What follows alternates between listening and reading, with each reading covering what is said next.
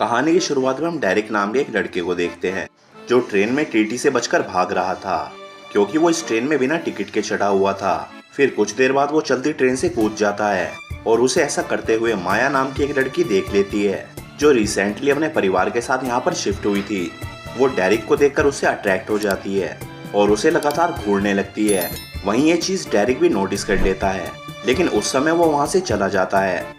आगे डेरिक एक ice cream parlour से आइसक्रीम लेकर अपनी बड़ी बहन शार्लेट के घर पर आ जाता है, जहाँ पर शार्लेट उसको देखकर हैरान थी क्योंकि डेरिक ने उसे यहाँ से आने से पहले इन्फॉर्म नहीं किया था।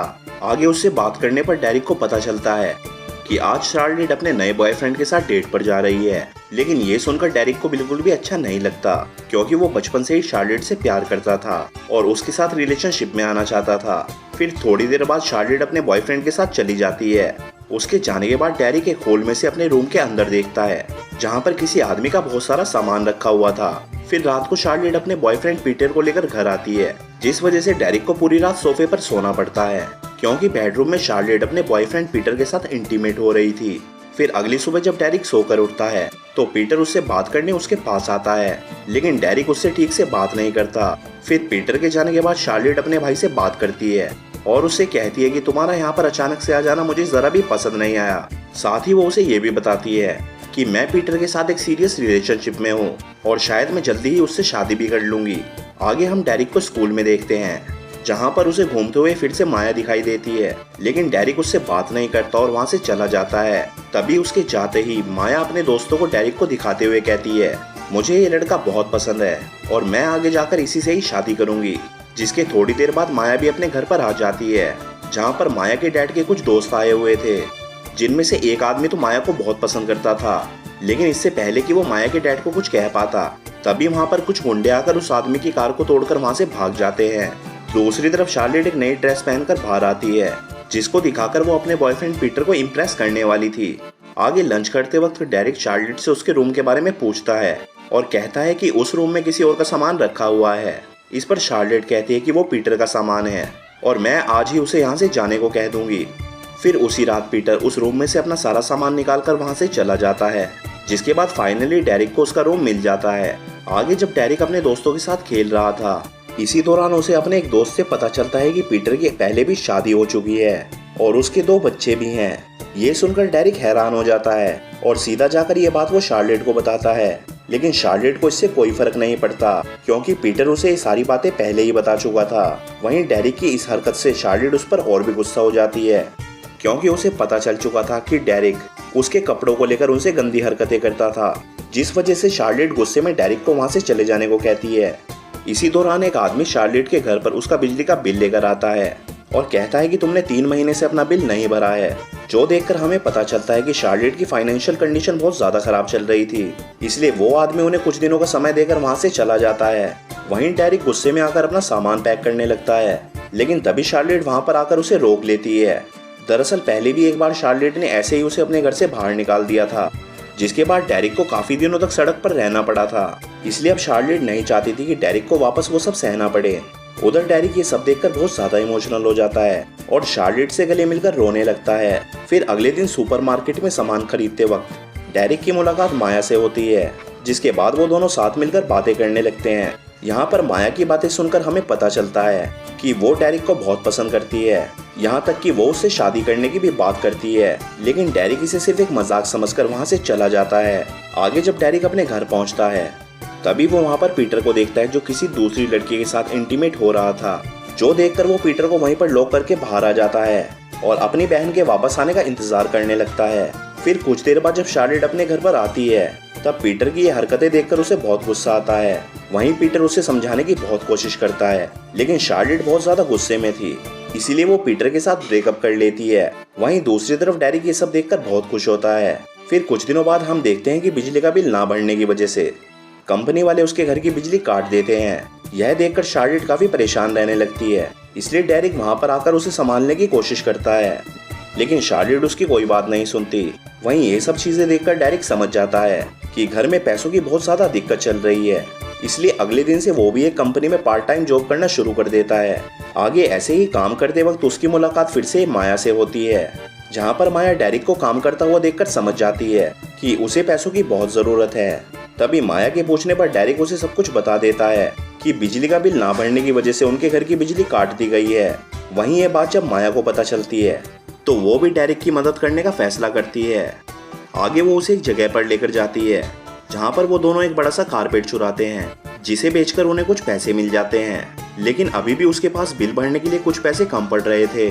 तभी माया उसे कहती है कि तुम इस चीज की टेंशन मत लो, बाकी के पैसों का इंतजाम मैं कर दूंगी। आगे माया वहाँ से अपने घर पर वापस आ जाती है जहाँ पर उसके डैड के दोस्त लंच करने आए हुए थे।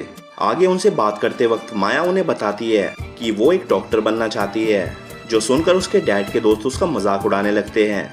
ये देखकर माया को बहुत बुरा लगता है, लेकिन वो वहाँ पर उन्हें कुछ नहीं कहती। इसके बाद वो अपने घर से कुछ पैसे चुराकर डेरिक को दे देती है। आगे डेरिक उन पैसों से अपना बिजली का बिल भर देता है। इसके बाद हम डेरिक और माया को बात करते हुए देखते हैं, जहाँ पर डेरिक माया को थैंक यू बोल रहा था क्योंकि उसने उसकी मदद जो की थी। वो माया से कहता है कि मैं तुम्हारा ये एहसान कभी नहीं भूलूंगा और जब भी तुम्हें मेरी जरूरत पड़ेगी तो मैं तुम्हारे पास जरूर आऊंगा। आगे घर पर आकर डेरिक लाइट आने का इंतजार करता है और फिर जब लाइट आ जाती है तो डेरिक उसे देखकर बहुत खुश होता है क्योंकि उसे अब लग रहा था कि शार्लेट उस पर गुस्सा नहीं करेगी और शायद अब वो उसके साथ इंटीमेट भी हो जाएगी। थोड़ी देर बाद वो ऊपर बाथरूम में जाता है जहाँ पर शार्लेट बाथटब में नहा रही थी। डेरिक उसके पास आता है और उसे आइसक्रीम देता है, जिसके बाद वो दोनों वहाँ पर बैठकर उस आइसक्रीम को खाने लगते हैं। लेकिन तभी उनके घर का डोरबेल बजता है और डेरिक देखने के लिए नीचे चला जाता है। यहाँ पर उससे मिलने माया आई हुई थी। दरअसल वो यहाँ पर डेरिक को उसके डैड के बारे में कुछ बात बताने आई थी, लेकिन डेरिक उसे अभी यहाँ से जाने को कहता है और बोलता है कि हम इस बारे में कल बात करेंगे। अब ये सुनकर माया को बहुत बुरा लगता है और वो निराश होकर वहाँ से चली जाती है। लेकिन डेरिक को इससे कोई फर्क नहीं पड़ता और वो ऊपर आकर शार्लेट के करीब आने की कोशिश करता है। लेकिन ये बात शार्लेट को बहुत बुरी लगती है क्योंकि वो डेरिक को अपना भाई मानती थी। जिसके बाद वो गुस्से में वहाँ से चली जाती है।